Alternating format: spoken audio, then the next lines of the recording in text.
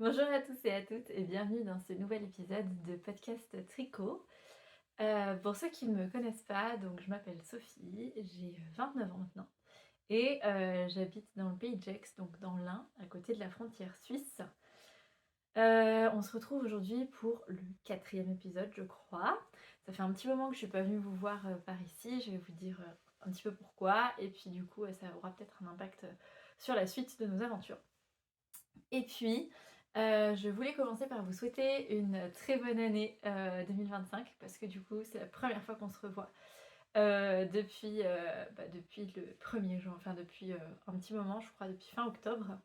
Donc voilà, ça fait un petit moment que vous n'avez pas vu ma tête par ici. J'espère que je pourrai revenir un peu plus, un peu plus régulièrement par la suite. En fait, ce qui s'est passé ces derniers temps, c'est que j'ai appris que j'étais enceinte et donc c'est ce qui est une très bonne nouvelle, qui était très attendue. Et puis j'ai été pas très bien en fait pendant mon premier trimestre de grossesse. Donc là du coup je suis à l'heure où vous verrez cette vidéo à 4 mois de grossesse. Donc voilà, il s'est passé tout ce temps depuis. Et c'est vrai que j'ai pas été très bien, j'étais très fatiguée, j'ai travaillé, puis au final j'étais en arrêt de fin décembre à maintenant jusqu'à fin février. Parce que du coup, voilà, les maux de grossesse habituels, je pense, mais j'ai eu très très mal au dos, j'avais du mal à marcher, j'étais très fatiguée, enfin bref. Et du coup, là, je me sens un peu plus en forme et du coup, un peu plus d'attaque pour vous faire cette première vidéo de l'année. Donc du coup, j'ai plus du tout le fil, le fil en tête. Mais pour commencer, je vais donc vous parler des projets que j'ai terminés ces derniers temps parce qu'il y en a quelques-uns. Ensuite, je vous parlerai de mes encours. Là, il n'y en a pas beaucoup. Et puis, finalement, je vous parlerai de mes entrées en stage, etc. Donc, à savoir que du coup, depuis octobre, depuis fin octobre, j'ai très peu tricoté. Déjà pour les raisons de santé que je vous ai expliquées, mais aussi parce que du coup, je me suis beaucoup plus concentrée sur la couture. J'ai fait pas mal de... Alors j'ai fait des cadeaux de Noël, j'ai fait un chemin de table en patchwork pour ma maman pour Noël. Et ensuite j'ai commencé à faire des coutures bébé et du coup c'est vrai que j'ai été un petit peu plus prise dans la couture que dans le tricot ces derniers temps. Surtout qu'il n'y a pas un truc qui m'a trop motivée en tricot ces derniers temps. Donc si ça vous intéresse de voir tout ça, je pense que je vous ferai une vidéo couture bébé sur ce que j'ai déjà fait et ce que je suis en train de faire. Parce que du coup c'est vrai que j'y consacre un peu plus de temps. Quand je peux me le permettre, du coup je le fais. Donc pour commencer avec les projets terminés, donc je vais prendre ma petite liste pour les faire dans l'ordre parce que du coup comme je vous ai dit il y en a plusieurs. Euh, Donc le premier projet que je voulais vous montrer terminé, c'est ma Sophie Shawl. Donc vous l'avez vu dans le dernier épisode de podcast, j'en étais à plus de la moitié et elle est maintenant terminée. Donc je vous la montre. Tac. Je vais la passer autour du cou. Je sais plus si j'ai fait la taille M ou L. Je sais plus si je vous l'ai dit. Dans l'épisode précédent, je suis tellement pas douée pour mettre ce truc là correctement. Je sais même pas où est la pointe. Enfin bon, voilà, on va dire comme ça. Tac. Puis ici, on peut faire un petit nœud. Donc, c'est un patron que je vous avais déjà un petit peu, dont j'avais déjà un petit peu parlé. Je l'ai tricoté en Malabrigo Rios en coloris Illusion, donc 842. Donc c'est une laine worsted qui fait 192 mètres pour 100 grammes avec des aiguilles de 5 mm. J'ai beaucoup aimé le modèle. Je ne l'ai pas bloqué parce qu'en fait j'aime bien le fait qu'elle se fasse un peu mousseuse. Je sais pas si c'est le mot, mais c'est du point mousse en fait. Et du coup elle est toute, comment dire, euh, comme un nuage un peu. Je vous montre un peu de plus près les détails de la laine.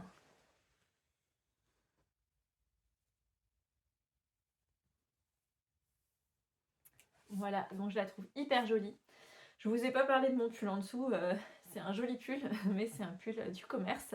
Une très vieille collection de chez Camaïeu, je crois. Donc voilà pour ma Sophie Shawl. Et je l'aime beaucoup. Et la vérité, c'est que je la porte pas. Tout simplement parce que dans mon quotidien, là, j'avais du mal à promener les chiens, comme j'avais mal au dos et tout. Et puis quand je sors pratique, genre cache-cou, veste cracra jusqu'au cou, chaussures de rando. Et voilà, c'est pas du tout. C'est pas du tout. Je fais pas du tout attention à comment je m'habille pour quand je promène les chiens. Donc elle n'a pas beaucoup vu l'extérieur de la maison pour le moment, mais ça ne saurait venir. Donc je vais l'enlever. Hop. Donc ça c'était mon premier projet terminé et comme j'ai dit dans le dernier épisode, je pense que j'en referai, enfin que je referai des Sophie Shawl. J'ai très envie de faire la Sophie Scarf. J'ai d'ailleurs, je vous avais montré dans mon retour du Knit It que... Non, c'était pas une Knit It, c'était au salon qu'il y avait eu en Suisse, My Swiss My. J'avais racheté du coup un écheveau de cette Malabrigo dans un autre coloris pour faire la Sophie Scarf cette fois-ci pour ma maman. Donc je l'ai toujours pas commencé, mais ça ne se... Enfin, c'est dans les prochains projets on va dire. Parce que voilà, comme je vous disais, c'est un projet que j'ai bien aimé. J'ai pas acheté le patron de la Sophie Scarf parce que j'ai trouvé dans les commentaires que quelqu'un disait qu'il fallait faire les diminutions tous les temps étant de rang, mais que la construction était la même.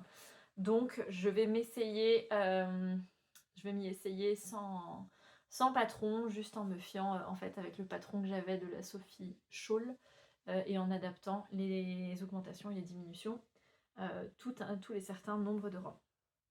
Voilà pour ça.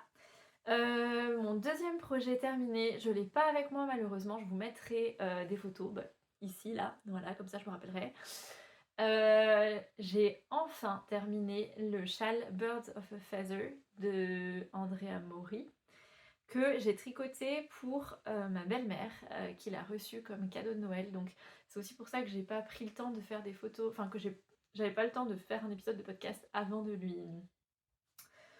avant que mon copain lui apporte pour la période de Noël. Et du coup elle m'a gentiment envoyé une ou deux photos du châle posé à plat et porté. Donc voilà, vous les aurez vues.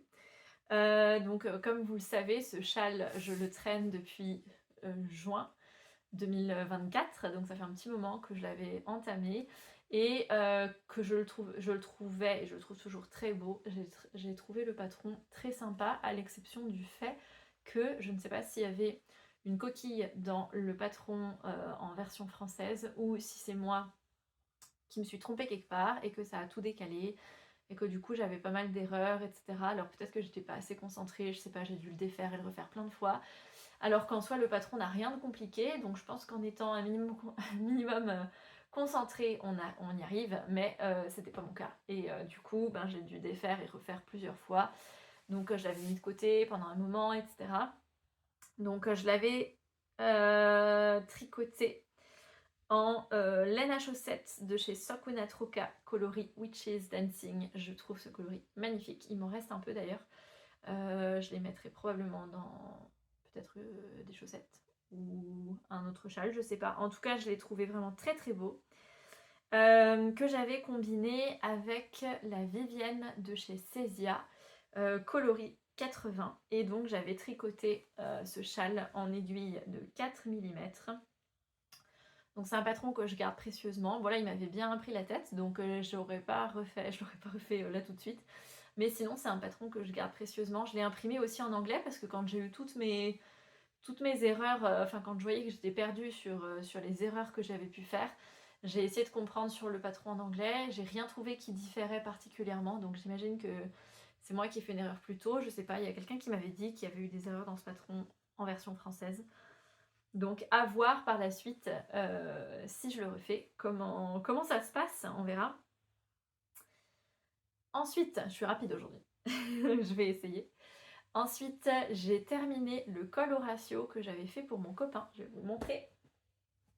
Donc là, je l'ai récupéré, il était dans l'entrée de ma maison, dans le sac où on met toutes les écharpes, tous les cache-cous et tout, donc il est pas du tout bien, enfin, il était en tout cas pas du tout bien conservé, tout plié, tout en boule. Pourquoi je vous le remontre? Ben déjà, je sais plus si je vous l'avais montré fini, je crois que oui. Je vous le remontre une fois comme ça. Voilà. Donc j'ai beaucoup aimé faire ces mini torsades. C'était une belle introduction aux torsades pour moi qui n'en avais jamais fait. Et ça m'a donné très envie d'en refaire. J'avais pas fait le cordon, du coup, aurait dû être ici. Mon copain voulait pas et en fait je crois qu'il le regrette. Donc il me reste de la laine. Soit je lui ferai un i-cord, soit je lui ferai un cordon d'une autre façon pour pouvoir répondre au fait qu'en fait il tombe quand on le met. Donc je vais vous le passer. Tac. Vous voyez en fait il a tendance à tomber. Sur moi ça va parce que j'ai les cheveux en fait qui le soutiennent, mais chez mon copain c'est pas le cas. Et du coup ben je vais peut-être lui mettre un cordon. Je vous le remontre surtout parce que depuis ben, je l'ai bloqué et je l'ai doublé. Je crois que je vous avais dit que je voulais le doubler. Donc j'ai acheté du tissu tout doux. Vous voyez un peu. Il est vraiment de la même couleur pour le coup, donc je suis contente. Donc j'ai acheté un tissu tout doux et du coup je l'ai doublé entièrement pour que ce soit tout doux dans la barbe de mon copain et que ça fasse pas trop des boulettes, des petites bouloches. Donc voilà, j'en suis globalement contente. Il y a juste cette histoire de cordon, puis je le trouve quand même super large, hein, quand même pour un cache-cou. Mais sinon il est chouette, il est très épais, je pense qu'il est très chaud. Je l'ai pas porté moi, mais je pense qu'il est très chaud. Pour rappel, s'il y a des personnes intéressées, donc le modèle s'appelle le col au ratio de Jean-Philippe Clich.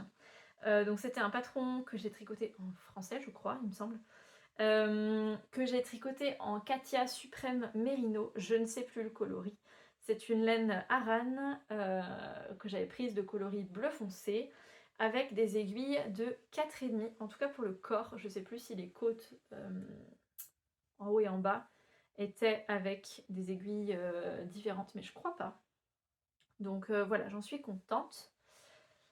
Et puis, quatrième projet terminé, j'avais l'impression d'avoir rien fait, mais en fait quand je fais le bilan, bon ça fait octobre quand même, ça fait un projet par mois, mais quand je fais le bilan, je me dis bon il y a eu des trucs quand même, des trucs finis. J'ai sur le mois de décembre terminé en janvier tricoté le Seaside Sweater pour mon petit neveu en 18 mois. Ça fait longtemps que j'avais envie de tricoter ce patron, donc je vais vous le montrer. De petites knits, donc voilà, il va partir aujourd'hui rejoindre son propriétaire. Tac. Donc c'est un pull qui a été très sympa à tricoter, ça changeait un peu avec cette patte de boutonnage du coup sur le col. Donc j'ai dû tricoter, si je me souviens bien, j'ai une très mauvaise mémoire, mais si je me souviens bien, j'ai dû tricoter en aller-retour, en partant du col, tricoter en aller-retour, jusque là, séparer manche et corps, pour ensuite dérouler les rayures sur le corps, puis sur les manches, et terminer par un rabattage. Moi j'ai fait un rabattage à l'italienne. Rabattage aiguille. Ouais, rabattage à l'italienne je crois, donc je suis contente des finitions. Et puis du coup il y avait la technique de petite knit pour que la transition entre les différentes rayures ne se voit pas. J'ai fait de mon mieux, donc c'est pas incroyable, ça se voit quand même un petit peu, selon lesquels en fait j'ai l'impression.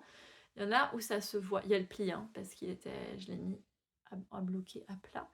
Mais j'ai l'impression que selon les rayures, des fois ça se voit plus et des fois ça se voit moins. Mais bah, de l'autre côté, du coup, il n'y a pas. Mais globalement, je suis contente.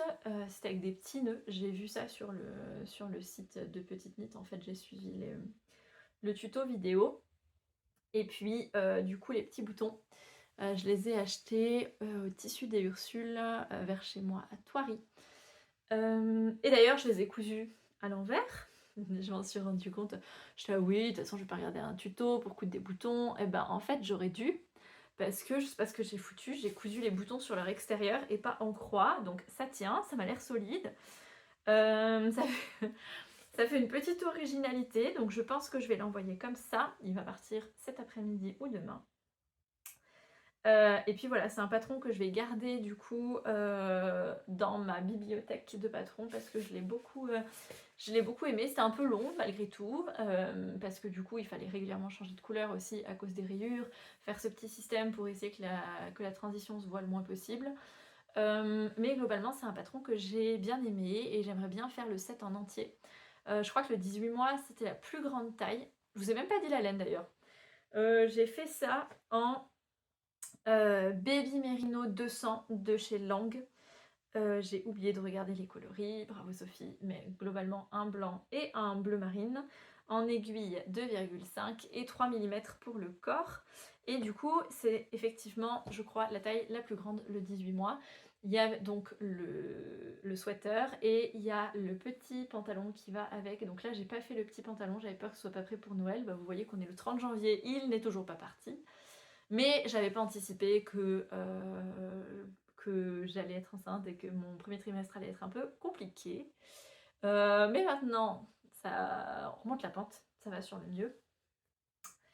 Donc voilà pour les projets terminés. Je vais maintenant vous parler des encours. Dans mes encours, il y a le pull No Frills. Je vous en avais parlé, je vous avais dit que j'avais envie de le monter. Où est-il ? Sous ma pile. Eh ben voilà, j'ai tapé dans mon trépied. Pour une fois, il n'y aura pas les chiens. Ils sont dehors. J'ai fermé la porte. Du coup, le pull No Frills de chez Petite Knit, je vous montre tac, le visuel. Donc, j'ai commencé à le monter avec, comme laine, la sock extra fine de chez Bulbe Bizarre, coloris Empire State. Je vous en avais parlé. Je vous avais montré les écheveaux que j'avais bobinés. D'ailleurs, il est là, pas encore bobiné, puisque j'en suis encore dans mon premier cake. Donc c'est bien Empire State et c'est bien du sock super fine. C'est pas extra fine. Sock super fine avec 85% de mérino superwash et 15% de nylon. Donc c'est 400 mètres pour 100 grammes, c'est une figurine. Et je l'ai associé avec du Mohair 21 de chez Lang. Je vous avais montré aussi que j'avais acheté quelques pelotes au salon My Swiss My.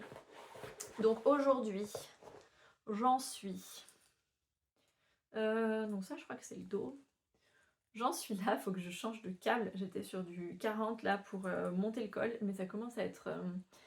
commence à ne plus y voir grand chose et ça commence à faire beaucoup de mailles sur un petit câble. Donc je vais le passer sur un 60 ou sur un 80. Donc globalement, c'est un pull qui se commence par un col en côte. Donc c'est pas un col double, c'est un col simple. Ensuite, on a des augmentations raglant avec des rangs raccourcis. On voit pas grand chose parce que du coup ma laine est toute chamarrée. Je crois que j'ai eu un bug pour les rangs raccourcis, dites-moi. J'ai fait les rangs raccourcis à l'allemande. J'en avais déjà fait sur des chaussettes. Je vous ai déjà dit que les chaussettes, je ne m'en sortais pas, malgré les tutos et tout. Franchement, j'ai vraiment du mal avec le talon renforcé, là, sur les chaussettes. J'abandonne vite et tout. Et du coup, là, j'ai essayé de faire des rangs raccourcis sur un tricot circulaire. C'est la première fois que je le faisais de cette manière. Ah non, puisque je l'avais fait pour les chaussettes. En tout cas, pour un pull, c'est la première fois avant les raclants. Et du coup, j'ai un truc un peu bizarre. Vous me direz si c'est normal ou pas. Je vais essayer de vous montrer. J'ai une petite bosse, ici même. Donc là, c'est mon raglan. Là, j'ai une petite bosse, ouais, qui ressort un peu comme ça, là. Et j'ai l'impression que vous le voyez pas trop, mais voilà, vous voyez ce point-là, là, ce truc-là. Je sais pas si c'est normal ou pas que ça fasse ça.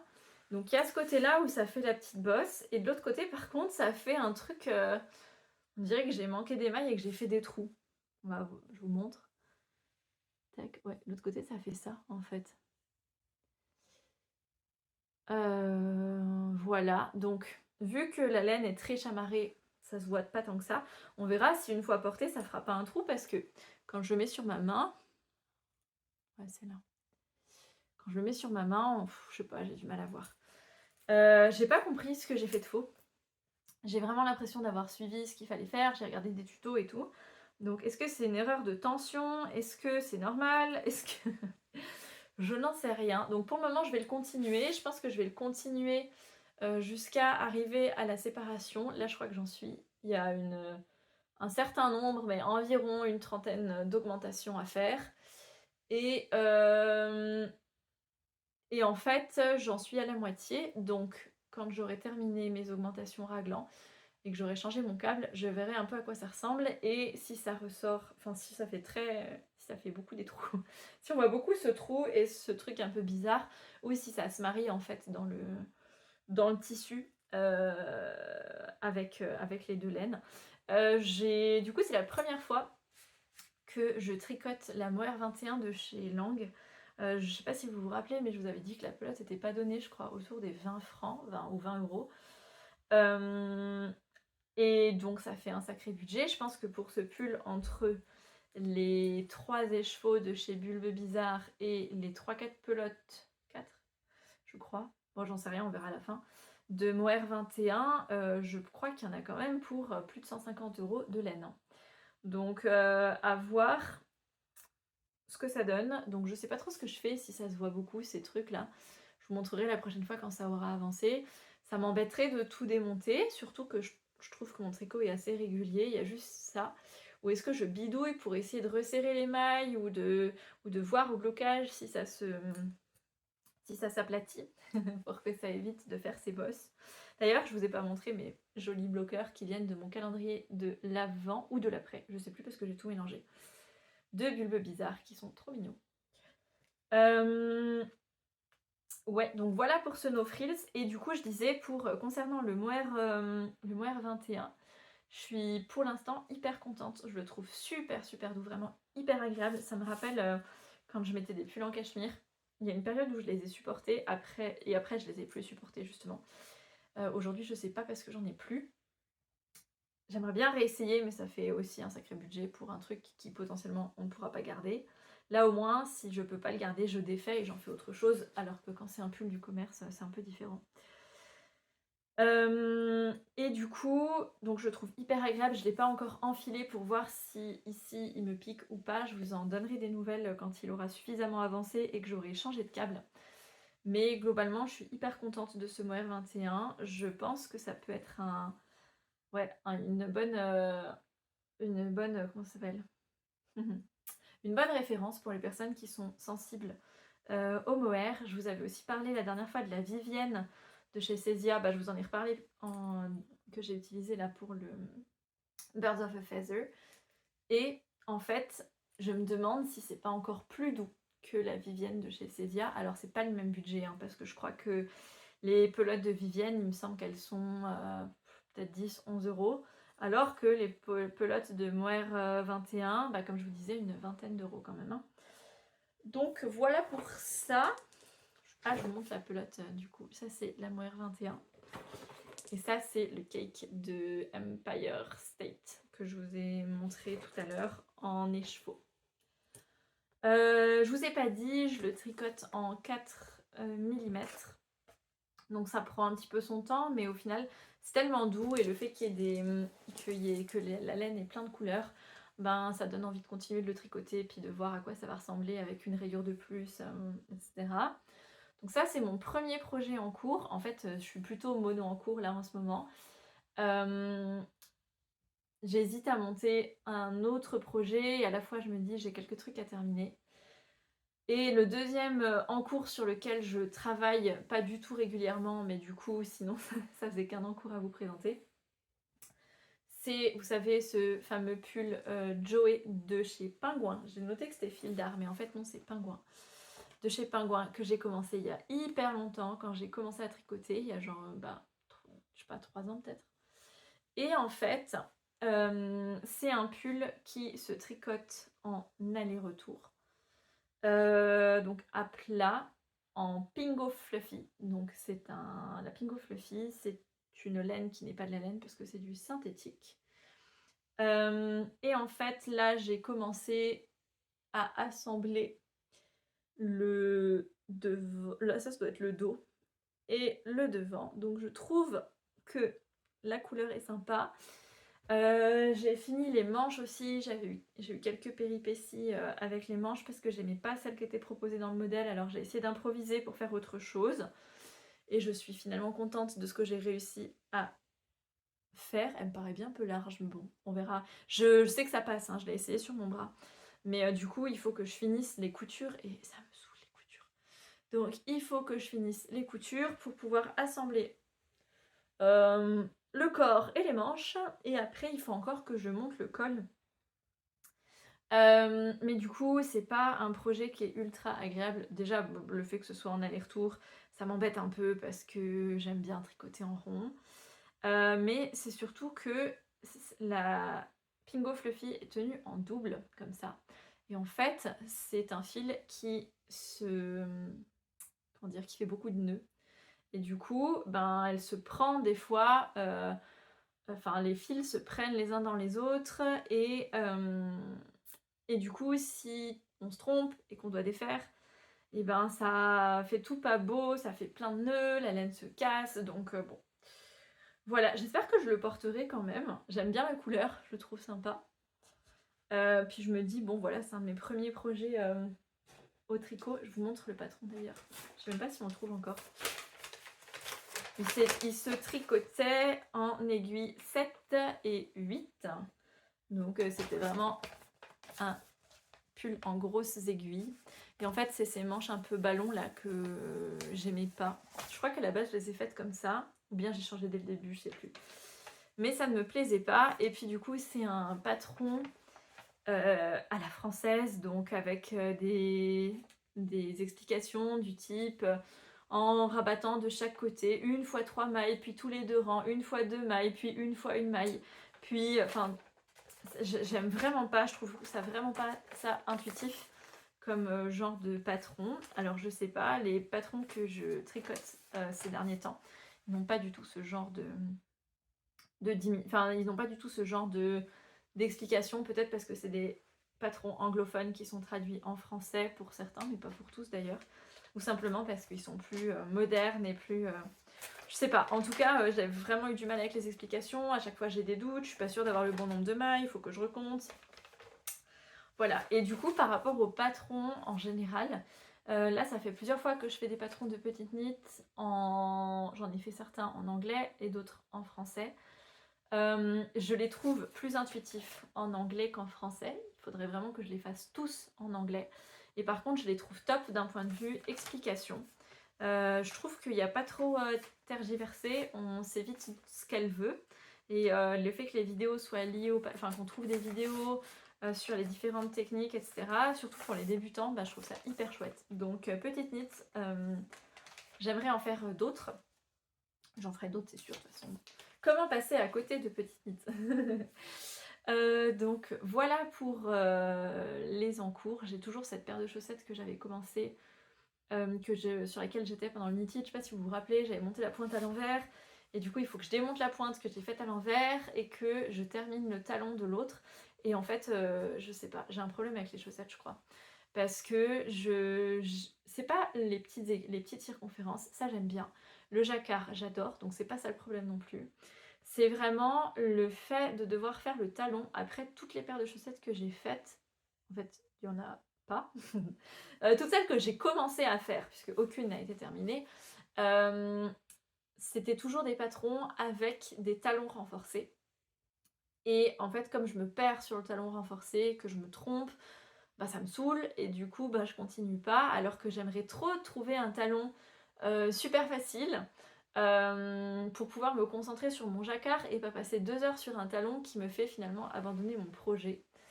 En plus j'ai plein de patrons de chaussettes à faire puisque j'ai le livre de Charlotte Stone, j'ai des patrons de Lysandre aussi dans ma bibliothèque, enfin j'ai vraiment pas mal de modèles de chaussettes que j'aimerais faire, mais je reste bloquée sur cette histoire de talon. Faudrait que je me motive pour essayer de remonter une paire avec un autre talon et puis que je finisse d'ailleurs celles qui sont en cours. Donc voilà, les chaussettes, c'est con parce que je suis sûre qu'une fois que ce serait acquis, je prendrais beaucoup de plaisir à les tricoter parce qu'on peut changer, enfin Ouais, le jacquard sur les chaussettes, c'est vraiment hyper chouette. Quand j'avais tricoté là, les mitaines que je vous avais présentées dans l'épisode 1, alors c'est pas des chaussettes, mais du coup c'est une circonférence chaussette, puisque je crois que c'était aussi du 64 mailles. Je m'étais éclatée avec ces mitaines. Et du coup, ben ouais, un peu déçue, enfin pas déçue, mais un peu saoulée des chaussettes. Pourtant, il faudrait que je m'y mette parce que une fois que je serai dedans, je suis sûre que ce serait cool. Voilà pour ça, sinon pas d'autres en cours. Par contre, j'ai des choses à vous montrer, des entrées en stage. Et puis niveau futur projet, bah, comme je vous disais en ce moment, je suis pas à fond tricot. Parce que quand j'ai l'énergie, je fais plutôt de la couture. Donc il y a ma machine à coudre qui est sur la table de mon salon un peu toute la journée là, que je range même plus en fait. Et du coup le soir je fatigue vite et normalement le soir je tricote jusqu'à je sais pas 23h, 23h30. Et en fait là à 21h30 je suis dans mon canapé et j'ai plus la foi de tricoter. Ou des fois je tricote aller jusqu'à 22h15, un truc comme ça. Mais c'est vrai que je tricote moins. Et qu'en plus je tricote devant la télé, donc devant des séries avec mon copain. Et que du coup j'ai un peu du mal à me motiver à faire des trucs un peu plus complexes. Mais je vais essayer de me remotiver pour finir ces chaussettes là quand même. Et du coup, tout ça pour dire que j'ai l'impression qu'en ce moment il n'y a pas de vrai projet qui me fait envie, que je tâtonne un peu dans le tricot, que je sais pas trop ce que je veux. Je sais pas trop si j'ai envie de couleur ou si j'ai envie de ton neutre. Enfin, je suis un peu perdue dans le tricot en ce moment. Il n'y a pas un projet qui m'excite particulièrement. J'avais eu envie de commencer le Dagmar Sweater de Petite Knit, qui ressemble un peu au zipper sweater, mais il y a des torsades dessus. Et du coup, je le trouvais sympa, j'avais envie d'essayer, mais en fait, j'avais fait mon calcul, il me fallait genre 17 pelotes à cause des torsades. Et niveau budget, là, c'était pas possible, à moins de prendre chez Drops, et encore. J'ai jamais testé ses qualités, j'aimerais bien un jour, mais du coup, commencer par 17 pelotes, je suis pas sûre que ce soit la meilleure option. Donc j'ai laissé tomber temporairement. Par contre, dans le calendrier de l'Avent de chez Bulbe Bizarre, j'ai reçu le patron du châle Soleil d'Arandel. Où il est? Je vous l'ai ramené en plus. Voilà, donc du châle Soleil d'Arandel, qui est ici. Je le trouve très très très beau. Et surtout, les écheveaux sont hyper beaux, puisque on a reçu dans le calendrier les écheveaux qui allaient avec le patron. Donc je vais essayer de vous les trouver. Il doit être derrière moi. Ça doit être ces trois-là. Donc c'est de la soque super fine de chez Bulbe Bizarre.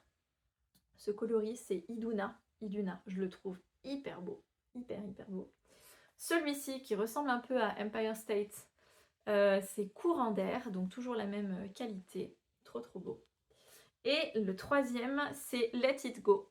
Donc c'était le calendrier de l'Avent sur le thème de la Reine des Neiges. Et en fait, les trois ensemble, d'ailleurs, lui, là, il ressort très framboise, mais en fait, il est un peu plus violet, un peu plus foncé que ce que vous voyez. Donc, avec ces trois écheveaux-là, vous pouvez obtenir ce joli châle. Et j'ai très envie de le commencer. Par contre, ben du coup, conflit, couleur ou pas couleur? Non, mais je trouve les trois écheveaux hyper beaux et j'aurais pas trop envie de les... J'ai pas trop envie de les séparer. Je trouve que le modèle, enfin que les coloris dans lesquels est présenté le châle est trop beau. C'est juste que, comme je suis en grande hésitation de style, de est-ce que je veux de la couleur ou est-ce que... Eh ben, j'ai le ok. Ou est-ce que je veux du neutre? Ben du coup, j'ai du mal à me lancer alors que au final, je suis pas quelqu'un qui porte beaucoup de neutre, hein, vous le voyez aujourd'hui, vous le voyez. Enfin, j'aime tout niveau couleur. Je suis peut-être pas autant couleur que d'autres personnes comme Lysandre ou Pauline de chez Bulbe Bizarre qui ont souvent genre du vert, du jaune, etc. Mais par contre, je suis pas très... je suis pas forcément dans les beiges, les marrons et tout. J'aime bien, mais pas toute l'année, quoi. Je trouve ça vite, vite triste sur moi. Donc je pense que je vais me lancer. Ce qui me freine un peu, c'est qu'il y a de la brioche. Mais je vous avais déjà dit que j'avais envie d'essayer la brioche. Que les explications sont très longues et me font un petit peu peur. Il n'a pas l'air hyper simple. Mais si je vous montre voilà, une page d'explications parmi tant d'autres, bah en fait c'est pas fastoche, enfin ça me paraît pas fastoche. En plus du coup c'est en français, avec les abréviations en français. Donc je pense que je pourrais y arriver, mais j'en suis pas 100% sûre. La brioche me fait peur et surtout je me dis devant la télé ça va être compliqué.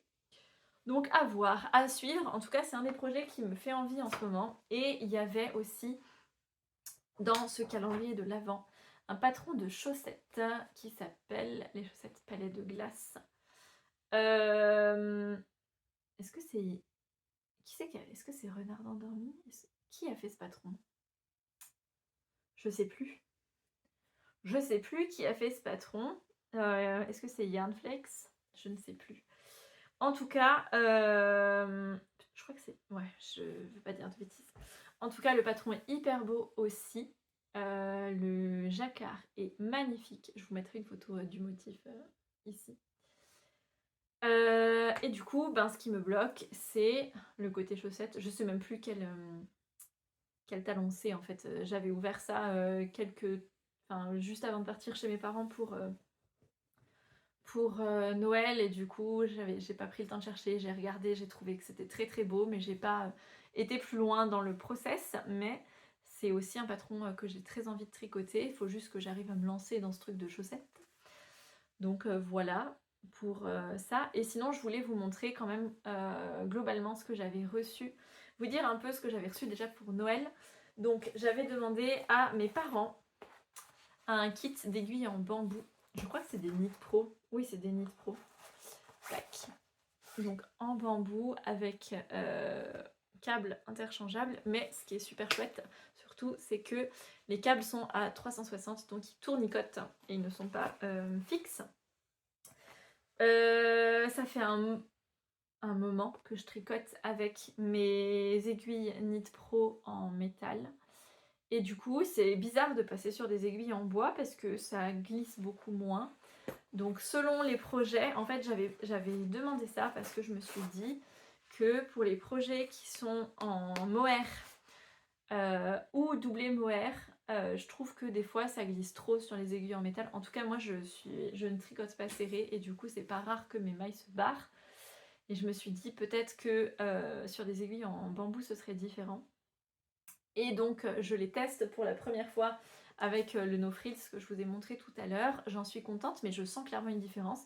Il y a plus de résistance en fait sur les aiguilles en bois. Et j'ai l'impression que la laine s'étire moins, mais je sais pas. Je sais pas si c'est juste... en tout cas, je l'ai ressenti. Et du coup, j'aime bien, mais je pense que ça dépend des projets. Là, j'ai juste un peu insisté pour les garder sur le No Frills pour m'habituer en fait à ce bois. C'est agréable parce que c'est pas froid comme le métal, etc. Mais c'est vrai que je sens que ça accroche un peu plus. Donc je pense qu'il y a des projets pour lesquels je serais très contente que ça accroche un peu plus et il y en a d'autres pour lesquels j'ai envie que ça glisse. Donc j'ajusterai en fonction. Sinon, avant que je vous parle des calendriers de l'avant et de l'après de chez Bulbe Bizarre, je voulais vous montrer aussi ce que j'ai reçu à Noël. J'ai reçu un petit peu de laine.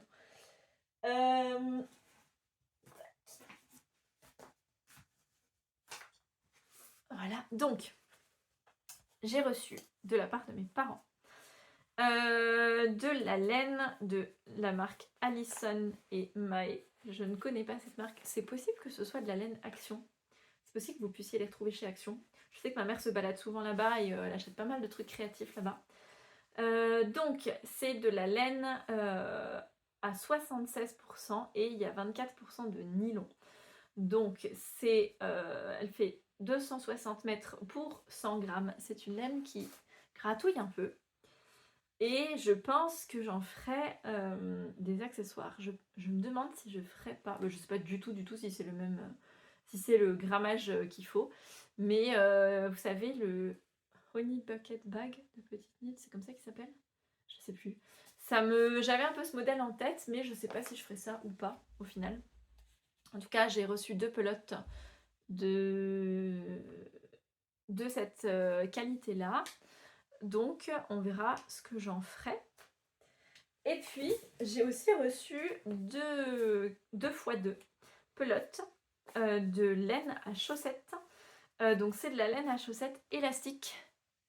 Tac. Je sais pas du tout où ma mère a été chercher ça. Donc laine élastique pour chaussettes stretch socks de Crelando. C'est possible que ce soit Lidl. C'est possible, je suis pas sûre. Je sais où traîne ma maman. Donc c'est possible que ce soit Lidl. Ça a l'air bien sympa. En fait, c'est de la laine. Enfin, c'est pas de la laine, si. Attendez, je vais regarder. Est-ce que c'est de la laine? Il y a de l'élastane, c'est sûr. Et je crois que c'est élastane bambou. Ah non. 70% de polyacrylique, 23% de viscose de bambou et 7% de polybutylène phtalate. PPT. Je sais pas trop ce que c'est. Viscose et bambou. Ouais, ben du coup, je suis curieuse de tester. Donc c'est vraiment... c'est élastique, hein. C'est rigolo. Je pense que ça doit être sympa pour des chaussettes entièrement en côte. Et du coup, il y a donc ce lot-là. Donc j'ai l'impression que ça, c'est autorayant. Et ce lot-là. Donc voilà, je suis curieuse de tester. J'avais jamais croisé ce genre de qualité sur mon chemin. Ça me donnera peut-être envie de faire des chaussettes. Qui sait.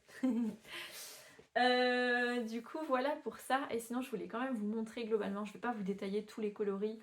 Etc. parce que ce serait trop long je pense, mais je vais vous montrer une vue d'ensemble de ce que j'ai reçu dans le calendrier de l'Avent et le calendrier de l'après de Bulbe Bizarre. C'est mélangé puisque je les ai triés par taille des chevaux, je sais pas comment dire, grammage. Donc je commence par vous montrer les 20 grammes, oui c'est des 20 grammes, donc je vous laisse quand même faire, admirer ces belles couleurs, franchement j'adore. C'est trop trop beau. Donc ça c'est pour tous les mini de 20 grammes qu'il y avait dans le calendrier de l'Avent et de l'après. Et ensuite j'ai un autre lot de 50 grammes cette fois-ci. Bon, on a été coupé 2 fois à cause d'un problème de stockage. Donc je vais essayer de faire vite pour pas me retrouver face à ce problème. Pourquoi c'est tout noir en bas? Bon, j'espère que vous voyez bien. Du coup, je vais commencer par juste retirer ces 2 écheveaux de 50 grammes de mon carton pour pas qu'ils tombent pendant que je lève mon carton. Donc je les trouve hyper beaux. C'est le travail de Bulbe Bizarre, je trouve toujours que c'est magnifique. Après, je me demande toujours comment je vais les marier. Et puis je suis toujours dans ce dilemme de est-ce que j'aime la couleur ou est-ce que j'aime le sobre. Mais en tout cas, je me régalais chaque jour à ouvrir mon calendrier de l'Avent. Et je sais que je me régalerai aussi à les tricoter. Donc je vous montre ça. Donc c'est les 50 grammes. Je crois que mon préféré c'est celui-là. J'adore le côté orange-violet là. Je vais le sortir. J'adore ce côté orange-violet en bas et un peu marron, framboise en haut. Celui-là c'est Anna, si jamais. Je vous ai dit que je vous donnerai pas les noms de tous parce que sinon ce serait trop long. Mais je les trouve trop beaux. J'en suis hyper fan. Donc voilà, certains ont déjà des projets associés, d'autres pas. Enfin, ceux qui ont été associés à des projets par les patrons, et ben décidément, par les patrons qui étaient dans le calendrier de l'Avent, seront probablement tricotés avec ces mêmes patrons, sauf il y a une petite écharpe de Yarn Flex justement, donc ça devait être Renard endormi qui avait fait les chaussettes, je sais plus. Il y a une petite écharpe, c'est pas trop mon truc, donc je vais pas la faire celle-ci. Par contre, je vais me régaler à utiliser tous ces 50, ces 20 et ces écheveaux pleins dans des projets. Si vous avez des idées de projets avec plusieurs mini, n'hésitez pas à me les mettre en commentaire parce que c'est vrai que je ne connais pas forcément de patrons que je peux réaliser avec des mini, mis à part des patrons de chaussettes en jacquard, etc. Mais si vous avez des châles avec des écheveaux de 50 ou autres, n'hésitez pas parce que je suis preneuse de nouvelles idées. Donc voilà un peu pour cet épisode. Je crois que j'ai rien oublié. J'étais un petit peu rouillée sur cet épisode. Non, je crois que j'ai rien oublié. Je vous ai tout dit. En tout tout cas, ça m'a fait plaisir de revenir vous voir. J'espère que vous avez passé un bon moment à m'écouter et à regarder ce que je pouvais vous montrer. Si c'est le cas, n'hésitez pas à me laisser un petit commentaire. Merci d'ailleurs pour vos commentaires habituels. Franchement, c'est un régal de vous lire. C'est vraiment trop chouette. Donc merci beaucoup. Et puis je vous dis à bientôt pour un podcast tricot, j'espère. Je sais pas si j'aurai beaucoup de choses à vous montrer très vite. Là, comme je vous disais, je suis plutôt couture là ces derniers temps.